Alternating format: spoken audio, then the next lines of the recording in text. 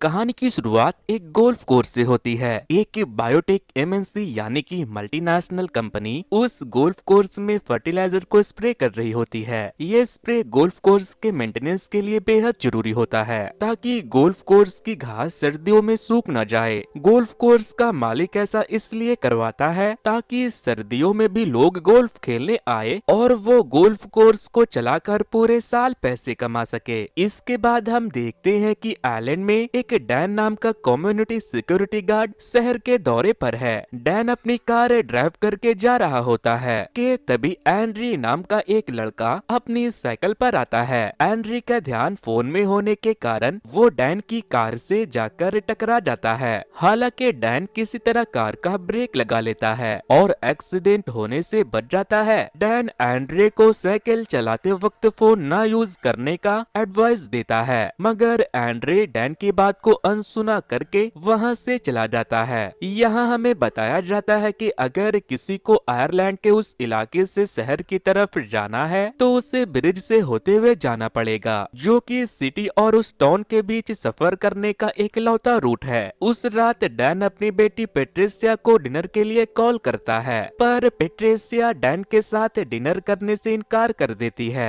इसीलिए डैन अकेला ही डिनर कर लेता है। अगले सीन में हम देखते हैं कि एंड्रे की मॉम अब तक काम से घर नहीं आई थी। एंड्रे की एक छोटी बहन भी होती है जिसका नाम होता है एनी। एनी की बेबी सिटर कैमेलिया अपनी ड्यूटी पूरी करके अपने घर के लिए निकल रही होती है। वो एंड्रे से एनी का ख्याल रखने को कहती है। इस तरफ डैन लकड़ियों से आग जलाने की कोशिश करता है, लेकिन इसमें नाकाम होने के बाद वो गन की बुलेट से आग जलाता है, जिस कारण उस रूम में ब्लास्ट हो जाता है। उस ब्लास्ट में डैन का एक आईब्रो जल जाता है। अपने जले हुए आईब्रो के साथ डैन काफी अजीब दिखने लगता है। अगली सुबह डैन और उसकी बेटी पेट्रिसिया कार में जाते वक्त उसके बॉयफ्रेंड के बारे में डिस्कस कर रहे होते हैं। वहीं एंड्री की माँ उसे एनी का ख्याल रखने को कहती है और ऑफिस निकल जाती है क्योंकि कैमेलिया आज बेबी सिटिंग के लिए लेट हो गई होती है। नेक्स्ट सीन में हम उस इलाके के सबसे अमीर आदमी माइकल को देखते हैं, जो गोल्फ कोर्ट के घास का मुआवजा कर रहा होता है। इसके बाद माइकल के साथ गोल्फ खेलने के लिए उसका फ्रेंड मॉड और उसकी वाइफ मार्शल अपने डॉग को लेकर आते हैं। इस तरफ एनी एंड्रे को बहुत ज्यादा परेशान कर रही होती है क्योंकि कैमेलिया आज ड्यूटी पर नहीं आई थी। फिर हम देखते हैं कि पेट्रिसिया माइकल के साथ मिलकर उसके गोल्फ कोर्ट पर काम कर रही है। तभी उसे उसके डैड डैन का कॉल आता है, पर वो कॉल रिसीव नहीं करती।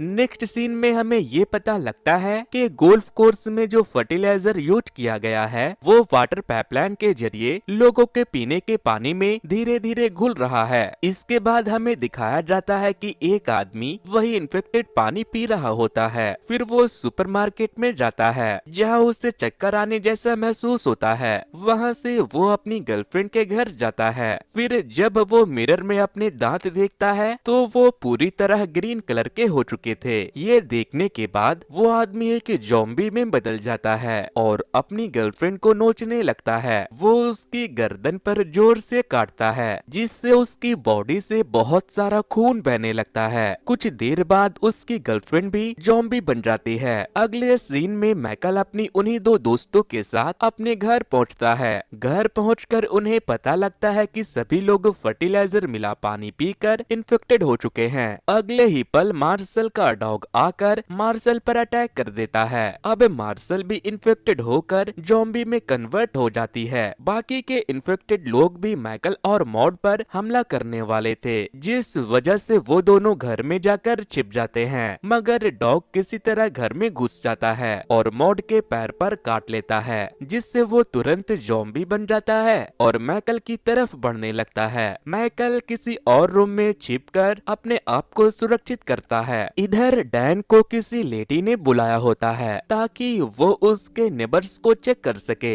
डैन उन्हें घर के दरवाजे से देखने के बाद काफी चौंक जाता है क्योंकि वो सभी ज़ॉम्बी बन चुके होते हैं। डैन दरवाजे से झांक ही रहा होता है कि तभी उसके पीछे खड़ी वो लेडी भी ज़ॉम्बी में बदलने लगती है और उस पर हमला करने दौड़ती है। डैन भागकर अपनी कार में बैठ जाता है और और डर के मारे अपने ऑफिस में कॉल करने लगता है, मगर ऑफिस में कोई भी उसकी कॉल नहीं उठाता। जिसके बाद वो पेट्रिसिया को कॉल करता है। पेट्रिसिया कॉल रिसीव नहीं कर पाती क्योंकि वो खुद कहीं फंसी होती है और अपने आप को ज़ॉम्बीज़ के अटैक से बचा रही होती है। इसके बाद सीन शिफ्ट होता है एंड्रे के मॉम पर, जो इन्फेक्टेड हो चुकी है और खुद अपने ही बेटे पर हमला करने उसके पीछे लगी हुई है। एंड्रे अपनी जान बचाकर घर से बाहर निकल जाता है। एंड्रे का पीछा कर रही उसकी मॉम वहां से आ रही डैन की कार से टकरा जाती है, पर हम देखते हैं कि कार से टकराने के बाद भी एंड्रे की मॉम को एक खरोच तक नहीं आती। वो अभी भी रेंगते हुए एंड्रयू की तरफ बढ़ रही थी। एंड्रयू उनकी हेल्प करने की कोशिश करता है, पर डैन उसे ऐसा करने से रोकता है। वो एंड्रे से कहता है कि तुम घर में जाकर सारे खिड़की दरवाजे बंद कर लो, और ऐसा कहकर वो कार में बैठकर चला जाता है। उसके बाद और भी कई सारे ज़ॉम्बीज़ एंड्रे पर अटैक करने वहां पहुंच जाते हैं, पर वो किसी तरह बचते बचाते अपनी मॉम को पैरों से घसीटकर घर में ले आता है और उन्हें एक कमरे में बंद कर देता है। बाकी के सारे ज़ॉम्बीज़ एंड्रे के घर के दरवाजे पर पहुंच जाते हैं और उसे जोर जोर से पीटने लगते हैं। इसके बाद एंड्रयू पुलिस को कॉल करता है, जिनसे उसे पता लगता है कि उस आइलैंड को पूरी तरह से क्वारंटाइन कर दिया गया है। उस इलाके का कोई भी इंसान अपने घर से बाहर नहीं निकल सकता। कॉल काटने के बाद एंड्रयू की नजर उसकी मॉम पर पड़ती है, जो एनी पर अटैक करने के लिए उसके तरफ बढ़ रही होती है।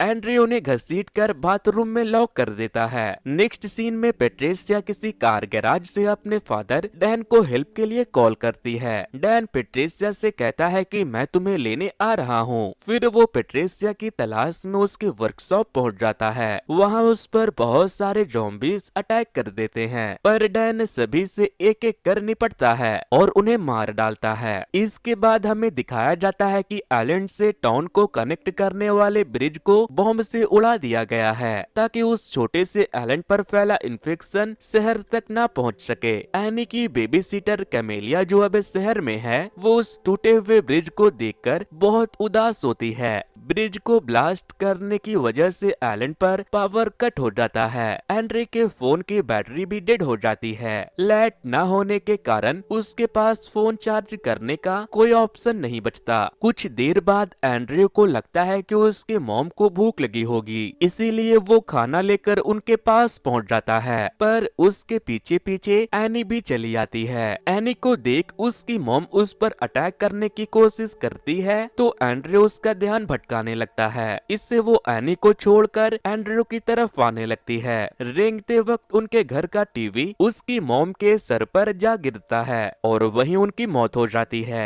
फिर एंड्री सीढ़ी पर चढ़कर घर के बाहर मौजूद ज़ॉम्बीज़ को देखता है। वो उन्हें गुमराह करने के लिए घर का दरवाजा खोल देता है। घर में एक कैट होती है, जिसकी आवाज सुनकर वो ज़ॉम्बीज़ घर में घुस जाते हैं। तभी एंड्रे चुपके से एनी को लेकर बाहर निकल जाता है। बाहर भी ज़ॉम्बीज़ उस पर अटैक करने की कोशिश करते हैं, मगर कुछ ही दूरी पर मॉल में डैन मौजूद होता है, जो उसे अंदर खींच लेता है और मॉल के गेट को बंद कर देता है। एंड्रयू डॉन से टाउन छोड़कर जाने की बात कहता है, पर डैन उससे कहता है कि ब्रिज टूटने के कारण हम यहाँ से नहीं निकल सकते। नदी का पानी भी बहुत ठंडा होता है, जिससे उन लोगों के पास तैर कर जाने का भी कोई रास्ता नहीं बचा। फिर एंड्रे की नजर पेट्रिसिया पर पड़ती है, जो कि अब एक ज़ॉम्बी बन गई होती है। डैन को कहीं न कहीं लगता है कि पेट्रिसिया फिर से ठीक हो जाएगी, इसीलिए उसने उसे रूम में लॉक करके रखा होता है।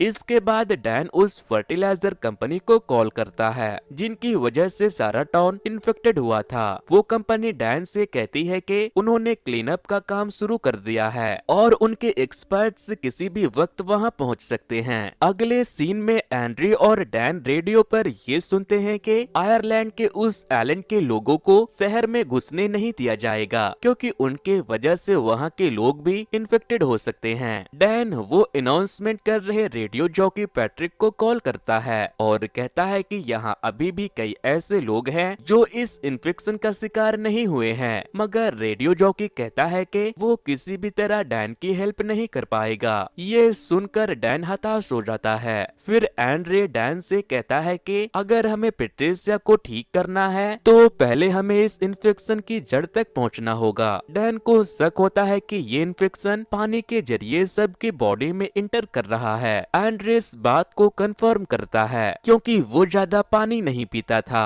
डैन कहता है कि शायद किसी टेररिस्ट ने पाइपलाइन में ये वायरस छोड़ दिया होगा ताकि वो सबको मार सके। ये बात सुनकर एंड्रयू को हंसी आ जाती है क्योंकि भला इतने छोटे से एलन पर कोई टेररिस्ट क्यों अटैक करेगा। फिर एंड्रे, एनी और डैन पेट्रिसिया को लेकर मॉल से निकल जाते हैं। डैन ने पेट्रिसिया के मुंह कवर करके रखा होता है ताकि वो उन पर अटैक ना कर सके। रास्ते में बाकी ज़ॉम्बीज उन पर अटैक करने की कोशिश करते हैं पर वो लोग डैन की कार में बैठ जाते हैं। इसके बाद कैमेलिया उस रेडियो जॉकी पैट्रिक को कॉल करती है और एलन के उन लोगों की हेल्प करने को कहती है जो अब तक इन्फेक्टेड नहीं हुए थे। पैट्रिक कैमेलिया से कहता है कि जब तक ये इन्फेक्शन एलन पर है तब तक पूरी दुनिया इससे बची रहेगी, लेकिन अगर ये एक बार एलन से बाहर फैला तो इसे कंट्रोल करना नामुमकिन हो जाएगा। नेक्स्ट सीन में हम देखते हैं कि मैकल के पास बायोटेक कंपनी की दो लड़कियां पहुंचती है। मैकल को लगता है कि वो उसकी हेल्प करने वहां आई है। वो उन्हें कहता है कि मैंने सारे कॉन्ट्रैक्ट्स और कंपनी के डॉक्यूमेंट्स को जला दिया है। वो उन्हें बाकी बची फर्टिलाइजर वापस ले जाने और गोल्फ कोर्स की घास को बदलने का ऑर्डर देता है। वो लड़कियां अपने साथ उस वायरस का क्योर करने का फॉर्मूला भी लेकर आई होती है। माइकल उस फॉर्मूला को चेक कर रहा होता है कि तभी वो लड़कियां उसे पकड़कर बाकी बचा फर्टिलाइजर पिला देती है। फर्टिलाइजर पीने की वजह से माइकल भी ज़ॉम्बी में बदल जाता है। यहाँ डैन अपनी कार लेकर टाउन के वाटर सप्लाई टैंक तक पहुँच जाता है। वो एंड्रे से कहता है कि वो एनी को कार में ही छोड़ दे। फिर वो पेट्रिसिया को लेकर वाटर टैंक को चेक करने चला जाता है, मगर पेट्रिसिया टैंक में कूद जाती है जिससे डैन भी उसे बचाने पानी में कूद जाता है। पानी में मौजूद बेहद ही डेंजरस ज़ॉम्बीज पेट्रिसिया पर अटैक करने की कोशिश करते हैं, पर जब वो देखता है कि उसके साथ डैन भी है तो वो उन्हें छोड़कर एंड्रे का पीछा करने लगता है। एंड्रे अपनी जान बचाकर भागता है, तभी उस पर और भी कई ज़ॉम्बीज हमला करने वाले होते हैं, पर एंड्रे तेजी से दौड़कर कार में बैठ जाता है। डैन पेट्रिसिया को पानी से खींचकर बाहर निकाल रहा होता है, तभी पेट्रिसिया का बाजू उखड़कर डैन के हाथ में आ जाता है और वो फिर से पानी में कूद जाता है। डैन किसी तरह पेट्रिसिया को टैंक से बाहर निकालता है और उसी की मदद से बाकी ज़ॉम्बीज का ध्यान भटकाते हुए कार में जाकर बैठ जाता है। वो पेट्रिसिया के उखाड़े हुए हाथ को भी अपने साथ ले आता है। उसी वक्त एंड्रयू को पेट्रिसिया का फोन मिलता है जिसे वो उसके उखाड़े हुए हाथ के फिंगरप्रिंट से अनलॉक कर देता है। डैन एंड्रयू के स्मार्टनेस देखकर इम्प्रेस हो जाता है। इस तरफ वो दोनों लड़कियां गोल्फ कोर्ट में वो फॉर्मूला डाल देती है जिससे वो फैला हुआ वायरस खत्म हो जाता है। फिर डैन मैकल के घर पहुंचकर डोर नॉक करता है। अंदर से कोई रिस्पॉन्स न मिलने पर वो दीवार फांद कर घर में घुस जाते हैं और पेट्रिसिया एंड्रे और एनी को भी घर में ले लेता है। एंड्रे एनी को बैठाकर चारों तरफ चेयर और कुशन लगा देता है ताकि वो घुटनों के बल यहाँ वहाँ न जा सके। फिर डैन और एंड्रे की नजर मार्शल के डॉग पर पड़ती है जिसकी पूरी बॉडी पर अब घास उग चुका था। इसके बावजूद वो डॉग सांस ले रहा था।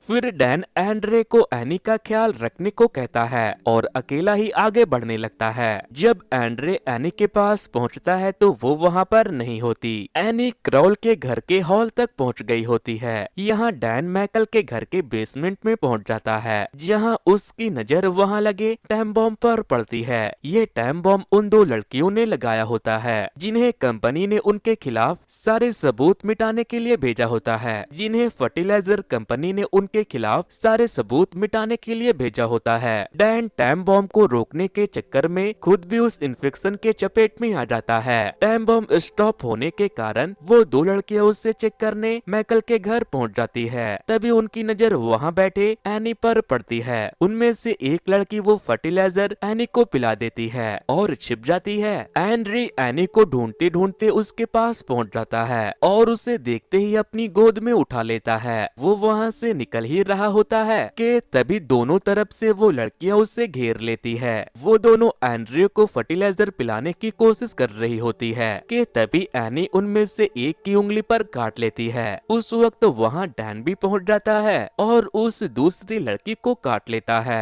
इस दौरान जमीन पर पर गिरा हुआ उस फॉर्मूला का एक हिस्सा टूट जाता है और ऑक्सीजन के थ्रू फैलकर डैन और एनी के सिस्टम में इंटर करता है। फिर हम देखते हैं कि डैन एंड्रे पर अटैक करने उसकी तरफ दौड़ता है, मगर एनी को देख वो किसी तरह पीछे हट जाता है और धूप में जाकर खड़ा हो जाता है। इसके बाद वो दोनों लड़कियां एक दूसरे को गन से शूट कर देती है। वो ऐसा इसलिए करती है क्योंकि उन्हें लगता है कि वो दोनों भी उस वायरस से इन्फेक्टेड हो चुकी है। फिर एंड्रे पैट्रिसिया के फोन से अपनी और एनी की वीडियो शूट करके इंटरनेट पर अपलोड कर देता है और लोगों से हेल्प मांगता है। जब कैमेलिया तक ये वीडियो पहुंचती है तो वो काफी दुखी होती है। इसके बाद हम देखते हैं कि आर्मी के जवान उस आइलैंड पर पहुंच चुके हैं, पर एंड्रे देखता है कि आर्मी बिना चेकअप किए आइलैंड के हर इंसान पर अंधाधुंध गोलियां बरसा रही है। इस वजह से वो जाकर छिप जाते हैं। यहाँ एनी पर फॉर्मूला का असर होने लगता है और वो फिर से ज़ॉम्बी से इंसान में बदल जाती है। फिर आर्मी मैकल के घर पहुंचती है जहां डैन भी अब नॉर्मल हो चुका था। डैन आर्मी वालों को समझाने की कोशिश करता है कि वो ज़ॉम्बी नहीं है, पर आर्मी उसकी एक नहीं सुनते।